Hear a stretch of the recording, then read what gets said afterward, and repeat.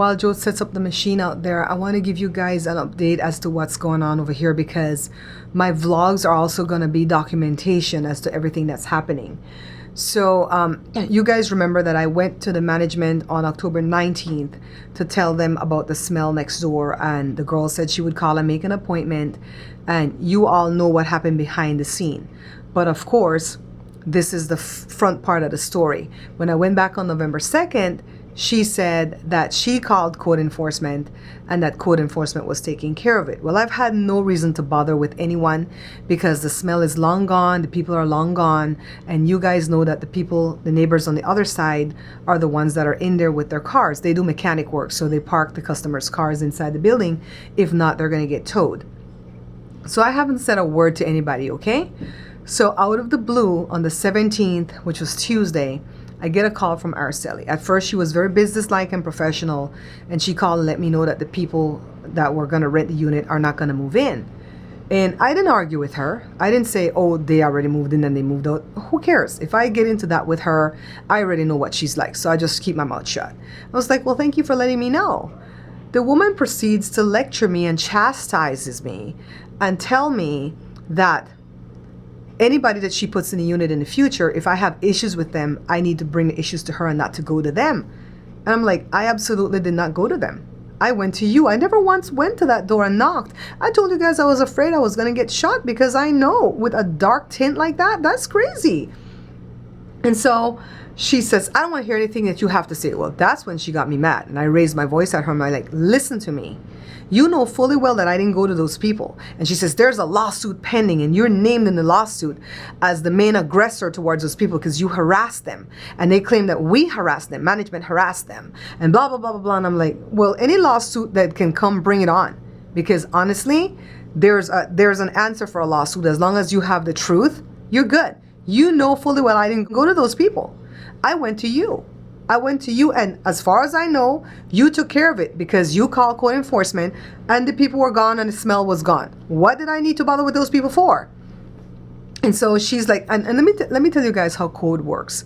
When code gets called, they have to come back over and over and over again until the problem is resolved. You don't call them any more than once, okay? So if somebody calls code on you and code keeps coming back, that person didn't call again. Okay, so after Araceli angered me, Joe and I walked up front and we went into the office. There were two people in there doing business, so I didn't want to talk in front of them because I'm always mindful that it is a business setting and I'm not going to go in there and get crazy. Joe is already like, stay calm, stay calm.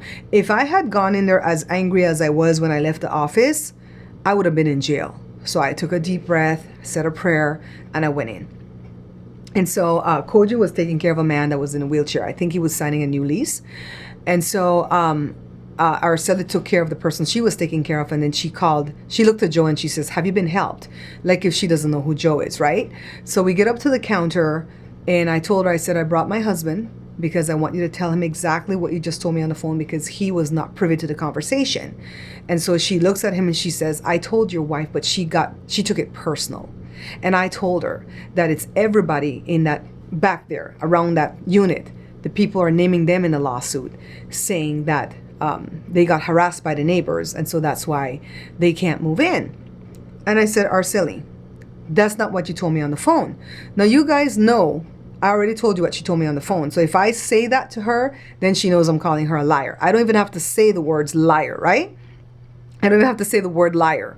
And so I said, that's not what you told me. You said I was named in the lawsuit. And then you started to chastise me about not going to the tenants when I didn't do that. So I'm coming up here to let you know to your face that I didn't do that. And she turns her back to me and she starts talking to Joe like if I'm not in the room. Oh my God, don't do that to me. Because I've given you the respect to speak to your face and not slap you. So don't do that to me. So I told her, I said, look, I'm the one speaking to you. You already told him your lies. No, I'm calling it lies. You already told him your lies, and I'm the one speaking to you. And I'm telling you, I did not harass your tenants. And you're the one that called code enforcement. Code enforcement came back. At that time, I didn't even know how many times code came. I knew they came twice, but I learned some stuff later. So I said, and then by then, I was like keeping it PG because I didn't want that man in a wheelchair to have to be subjected to this, right? But after a point, I didn't even care anymore. I figured he'd be my eyewitness. And so I said, you know what? But Koji stood over there with the guy, and I think he probably wet his pants or crapped his pants because he was so afraid of me. Because, you know, when somebody is going off, when somebody is about to pop off, you don't really know what they're going to do, right? And so I'm like, Araceli, it's not my fault that you put drug dealers next to me and put my life in jeopardy. It's not my fault that the drug dealers ran when code enforcement came to check to see what they're doing because you called code. It's not my fault that now they want to break their lease and they want back whatever money they paid you under the table to get into that unit because they probably paid you 3 years in advance, a crap ton of money. I said, none of that's my fault. I said, it's all your fault because you were shady. And so she's like, I don't even know what she was saying. She was babbling. I don't know what because I stayed focused. And I said, you know what? You are ugly. You're ugly in your face and you're ugly in your heart and you are evil and you're rude. I said, I'm going to get to the person who's above you to find out who I report you to because honestly, I don't even know what to say about you. And she's like, you know, she acted like if I'm keeping her man. She was so low class and unprofessional and everything that you can think. So I stormed out of there in a rage and I set out on a course for the past 2 days to find out who her supervisor was. I wanted to make sure, first of all, that Araceli wasn't her own boss. And I asked her a while back, who okay, you're the management firm, so who are the owners of the complex? And then she says, Oro Rialto. And that's when I realized that they weren't even called Oro Rialto, they were called something else. And I said, okay, so how do I get in touch with them if I have to get in touch with them? And she says, why? And I said, because I need to know the chain of command, like who's above you, that if things are not getting done, I can get it taken care of. This is long before this incident happened. This is when the incident happened with the fuses where she didn't want to open the box because she told Joe only the owners of the business can come and ask for permission to open the box and acted like if Joe couldn't own a business like this back here. You know, she's such a racist. So anyways, she never let me get that information. So what I tried to do, first of all, I tried to get in touch with the guy Mark that used to be in the managerial office, because I don't know if he got fired or if he quit or whatever, but he was a sweetheart to me. He was really, really nice, because I figured Mark could give me the chain of command, or he could give me a phone number as to who to call, who would be above Araceli. And I did find out that Araceli just works for the company. She doesn't own the company. So I went online, thank God for Google, and I Googled the name of the management firm, First Commercial Realty Inc. And I saw that they had locations all over the place, Arizona, Las Vegas, here in California, whatever. And so I called the one in California. It's located in Upland. And I was very careful. I'm so glad that I have wisdom. And if you guys will remember back in July when I went to the church when they had the big conference and the prophetess came, her name is Dr. Medina Pullings, and she had pushed me in my forehead and came and whispered in my ear when she pulled me out of the seat. And she told me that a soul was coming to torment me. And then she says, but God is going to give you the power and the wisdom to torment the tormentor and to bully the bully. And after you have succeeded, access will be granted to you for the next step of your life that you want to do. Now, sometimes a prophet will come and they'll tell you stuff like that, and I'm just going to throw it out the window because I'm like, okay, who's going to flare up now? Is it going to be Joe's family or is it going to be my dad's family? Because usually it's somebody from either of those two families. And so I didn't let it bother me, but I had it in the back of my mind. Well, I was reminded on Wednesday of that prophecy. And I was like, oh my God, it's her. I would never believe that it was her. And I said, okay, well, she's the soul that's tormenting me. But the prophecy always also said that I would get the power and the wisdom to take care of it. And so I'm going to trust in that. So I couldn't get through to Mark. And so I'm like, okay, I'm going to keep searching, because the owners of the building, they have an address in LA, but the phone number, it goes to disconnected. It says it's disconnected. So I'm like, you know, how am I going to know who her boss is, right?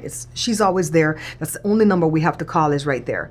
So Joe went down that way to this guy, Jesse, because we heard that Jesse is suing them.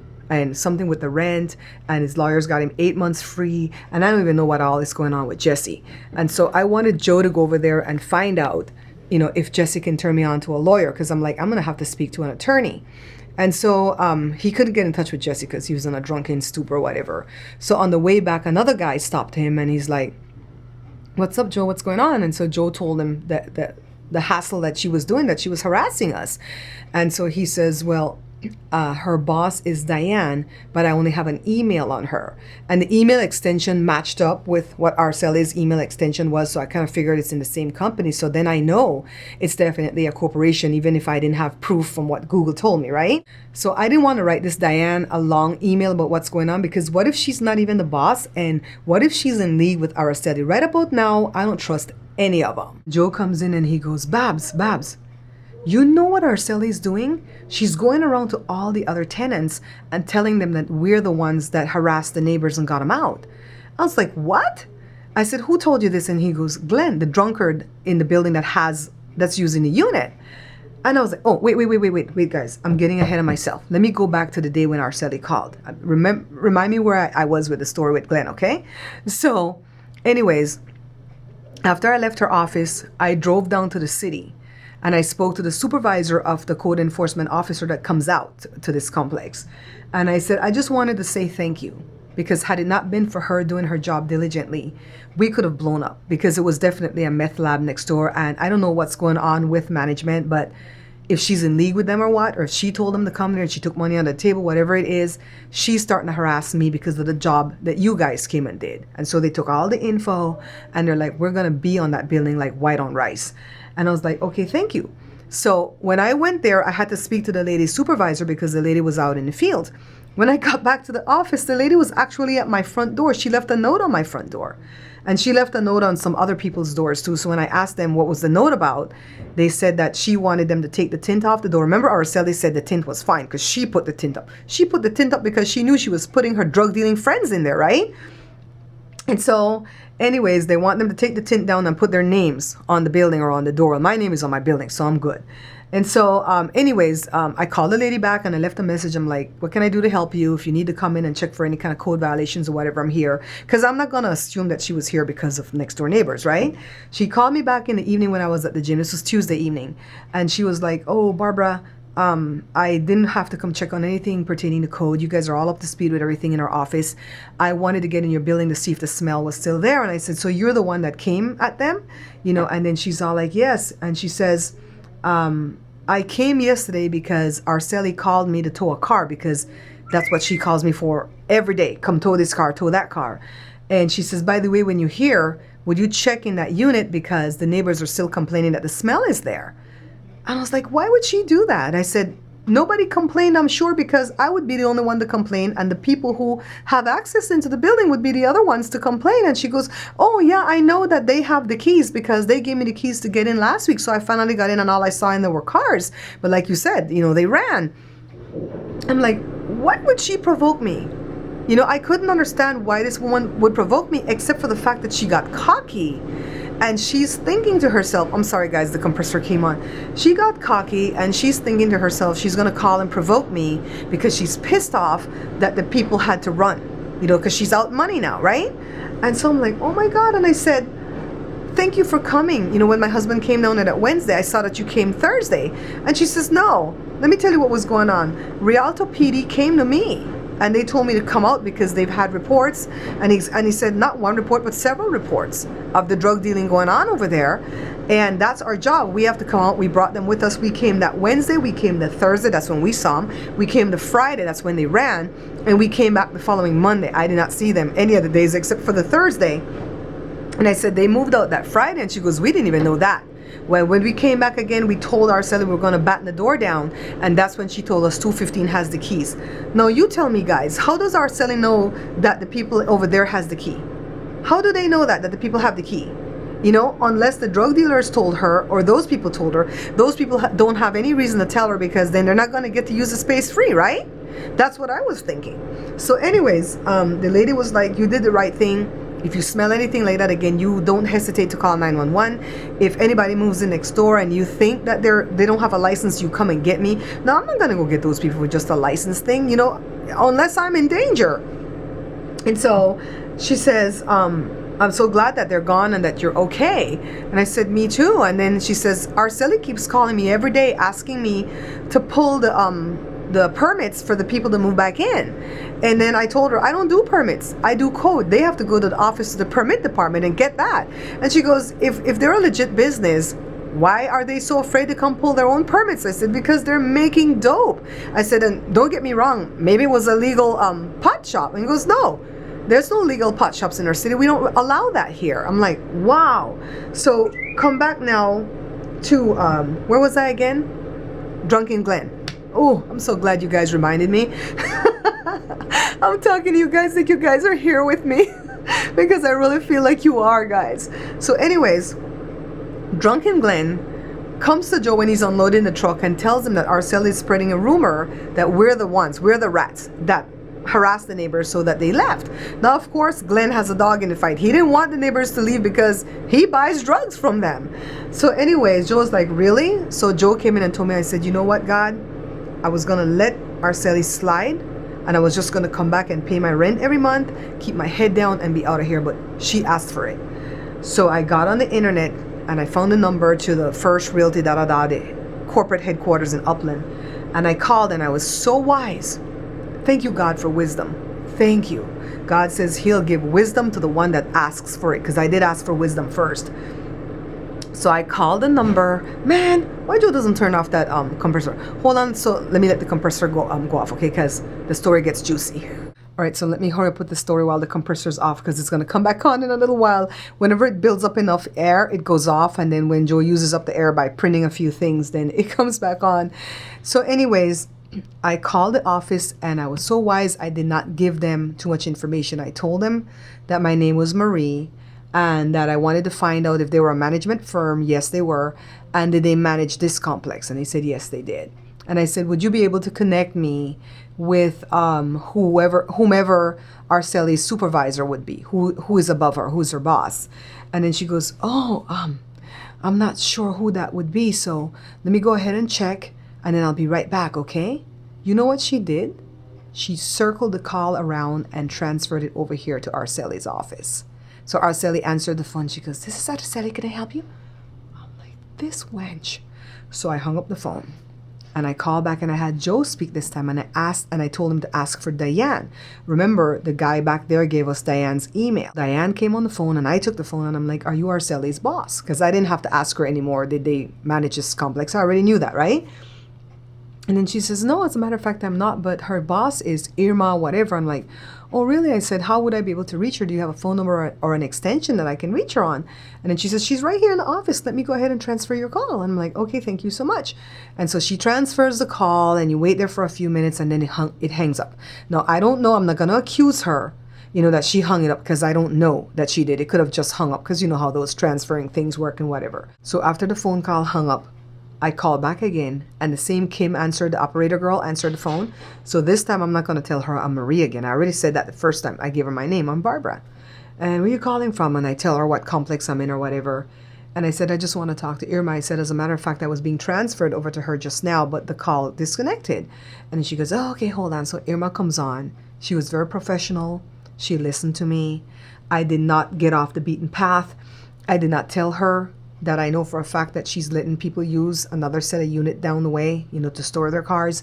All those things are hearsay and they don't involve my situation. I can only tell her what I know. So I stayed on course just like I was in court. And I told her everything that happened. And I told her, that Araceli pretty much is harassing me.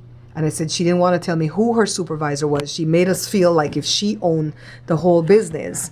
And basically, if I didn't do all my homework with Google, my next phone call would have been to the owners of the building. And I said, and I didn't even tell her that the number wasn't working. I was going to drive there if I had to in LA. And so I said, I know that there's a chain of command that takes care of this stuff. And I'm telling you what's going on so that you can investigate it and get to the bottom of what's going on. I said, what I hope to achieve out of this is for Araceli to leave me alone. I said, I did not torture these neighbors. I did not harass them. I didn't even speak to them. I said my husband met them because they came and apologized for the music. We told them they could play their music, just don't play it that loudly because we do have to take phone calls in here. And they were cool. I said the only problem that I had with those neighbors is that they were cooking meth.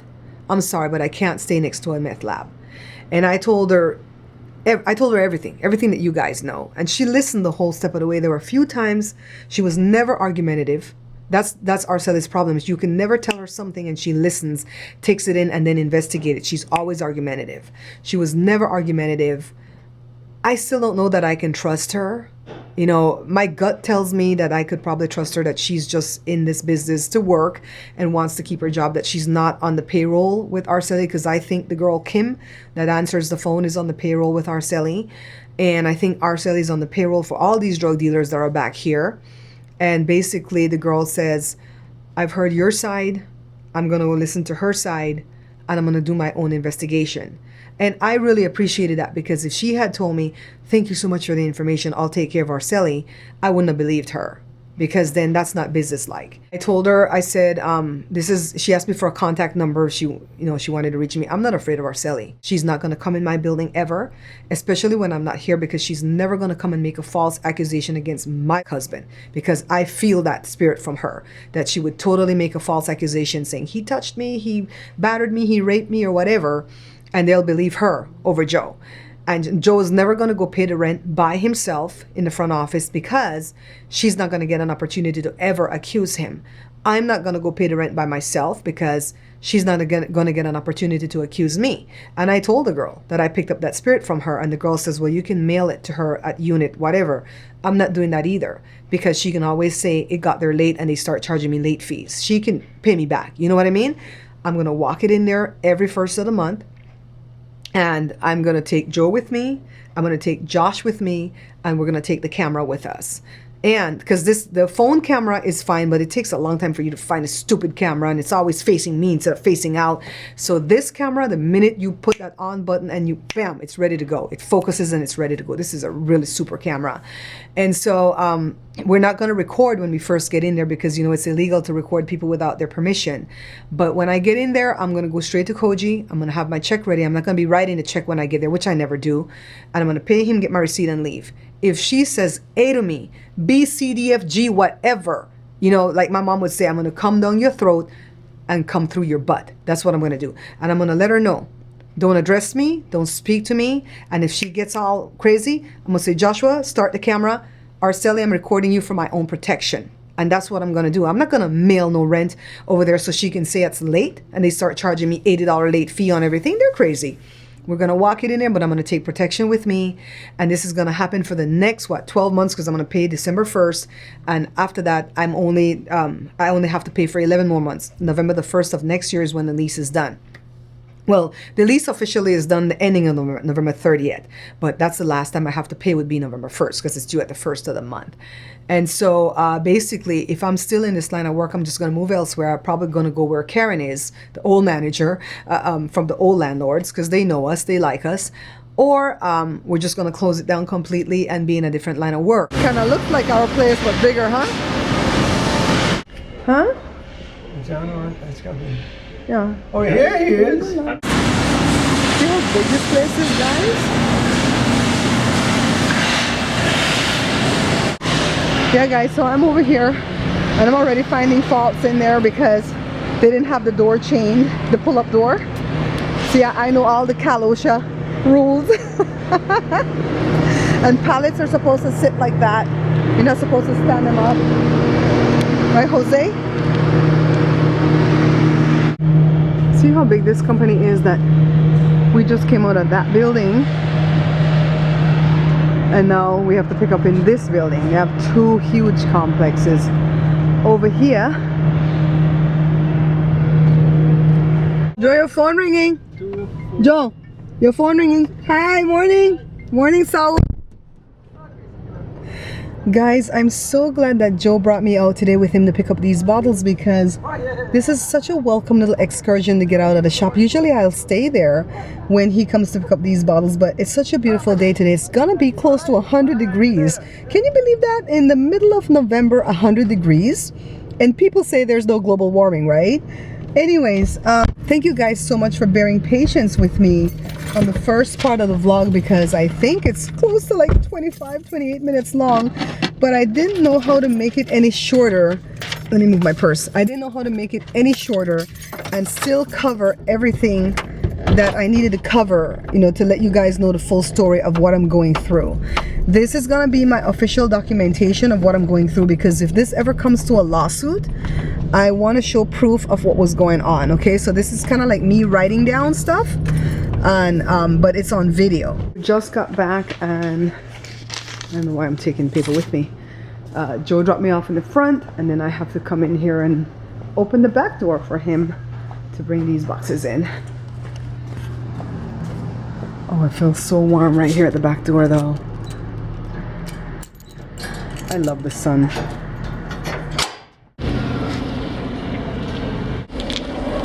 Here's Joe.